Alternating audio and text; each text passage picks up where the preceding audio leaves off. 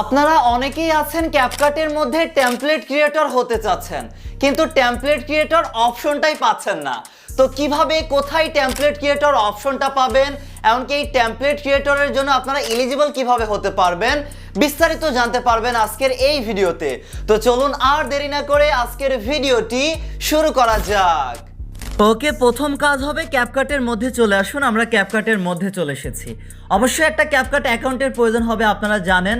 আর আমি বিশ্বাস করি সবার ক্যাপকাট অ্যাকাউন্ট আছে। তারপর অনেকেই আছে ক্যাপকাট অ্যাকাউন্ট ছাড়াই ক্যাপকাট ব্যবহার করে বা এডিট করে, কারণ অ্যাকাউন্ট ছাড়াও তো ক্যাপকাট ব্যবহার করা যায়, এডিট করা যায়।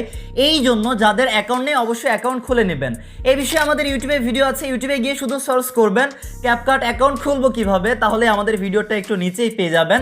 আমাদের ছবির সাথে মিলিয়ে ভিডিওটা দেখতে পারেন, এমনকি একটি ক্যাপকাট অ্যাকাউন্ট খুলে নিতে পারেন। এরপর আসা যাক আমরা টেমপ্লেট ক্রিয়েটর অপশনটা কোথায় পাবো। সাধারণত টেমপ্লেট ক্রিয়েটরের জন্য আপনারা যদি এলিজিবল হন, তাহলে এই যে মি অপশন আছে এখানে একটা ক্লিক করবেন। এইখানে আপনারা দেখবেন যে টেমপ্লেট ক্রিয়েটরের জন্য আবেদন করার অপশনটা আপনারা পাচ্ছেন কিনা, মানে এখানে টেমপ্লেট ক্রিয়েটর নামের কোনো অপশন আপনারা পাচ্ছেন কিনা। আমাদের এখানে দেখুন কোনো অপশন নেই। এছাড়াও আপনারা নোটিফিকেশন চেক করতে পারেন, যখন আপনারা এলিজিবল হবেন ক্যাপকাট থেকে নোটিফিকেশন আপনাদেরকে এখানে দিতে পারে, এখানে চেক করতে পারেন যে টেমপ্লেট ক্রিয়েটর অপশনটা পেয়েছেন কিনা। তো এই কোনো জায়গায় আপনারা যদি অপশনটা না পান, তাহলে এখন কোথায় পাবেন? আরও একটা জায়গা থেকে আমি অপশন পেয়েছি, সেটা আমি আপনাদেরকে দেখাতে চাই। আপনাদের কাজ হবে এই যে টেমপ্লেট লেখা আছে এখানে একটা ক্লিক করবেন।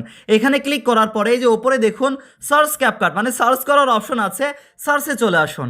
সার্চে গিয়ে আপনারা শুধু সার্চ করবেন, আপনারা ভালো করে লক্ষ্য করুন আমি কি সার্চ করছি। সাবমিট টিম লিখবেন, এটা মূলত আমাদের আইডি। আপনাদের কাজ হবে সাবমিট টিম লিখে সার্চ করে দিবেন।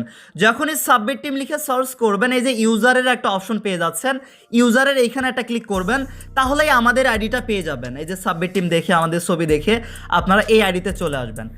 এই আইডিতে আসার পরে আপনারা চাইলে আমাদেরকে ফলো করতে পারেন, এটা বাধ্যতামূলক না, কিন্তু মন চাইলে আমাদেরকে ফলো করে আমাদের সাথে জুড়ে থাকতে পারেন। তো আমাদের আইডিতে আসার পরে আপনাদের কাজ হবে এই যে ফলোইং অপশন আছে এখানে ক্লিক করে এই যে এআর এজেন্সি এই অপশনটা খুঁজে বের করবেন।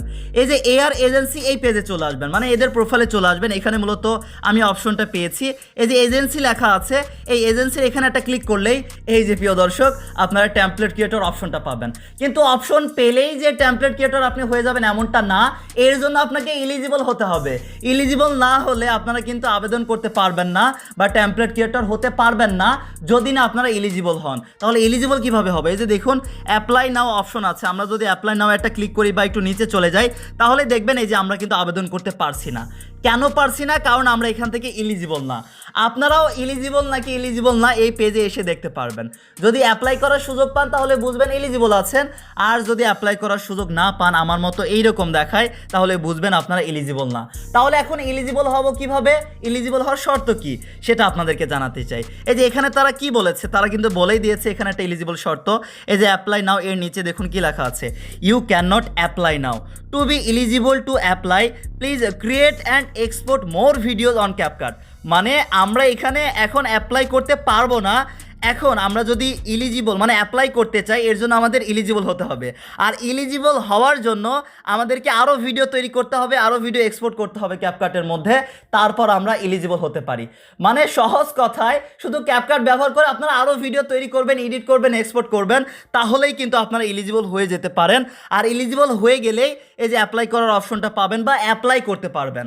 আর আবেদন করে তারপর আপনারা টেমপ্লেট ক্রিয়েটর হতে পারবেন। আর আমি মূলত এতদিন ধরে কাইনমাস্টার ব্যবহার করে ভিডিও এডিট করি, ক্যাপকাট তেমন ব্যবহার করতাম না, কিন্তু বর্তমানে আমি এখন ক্যাপকাট ব্যবহার করা শুরু করেছি।